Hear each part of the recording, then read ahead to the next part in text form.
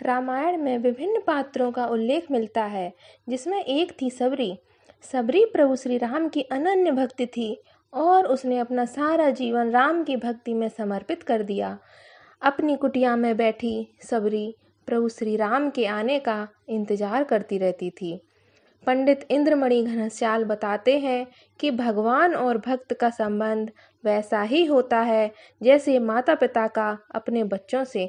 जो भी भक्त सच्ची श्रद्धा से भगवान की स्तुति करता है, उन पर उनकी कृपा अवश्य ही होती है, इसमें कोई संदेह नहीं है। उसी तरह सबरी पर भी श्री राम की कृपा हुई और उनसे मिलने पहुँचे। लेकिन क्या आप जानते हैं सबरी जीवन भर श्री राम की प्रतीक्षा क्यों करती रही? आइए जानते हैं श्री राम और सबरी की ये पौराणिक कथा। ऋषि मतंग से प्राप्त किया ज्ञान। पौराणिक कथा के अनुसार सबरी भील समाज से थी। भील समाज में किसी भी शुभ अवसर पर पशुओं को बलि दी जाती थी, लेकिन सबरी को पशु पक्षियों से बहुत स्नेह हुआ करता था। इसलिए पशुओं को बलि से बचाने के लिए सबरी ने विवाह ही नहीं किया और ऋषि मतंग की शिष्या बन गई।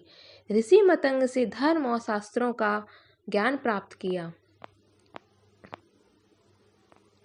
ऋषि मतंग ने आश्रम में आने के बाद सबरी हमेशा प्रभु श्री राम की भक्ति में ही लीन रहती थी।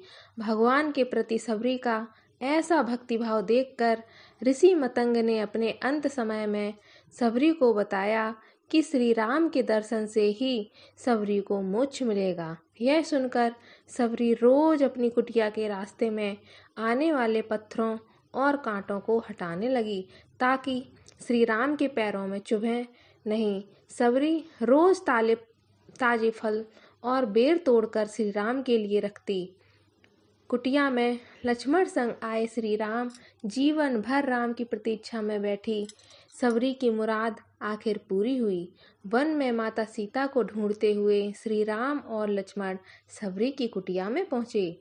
जब सबरी ने श्री राम को देखा तो आंखों में आंसू बहने लगे और वे उनके चरणों से लिपट गईं।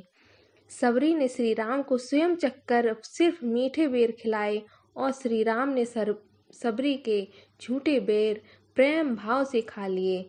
सबरी के ऐसे असीम भक्ति प्रेम से श्री राम बहुत प्रसन्न हुए और सबरी को मोक्ष प्राप्त किया।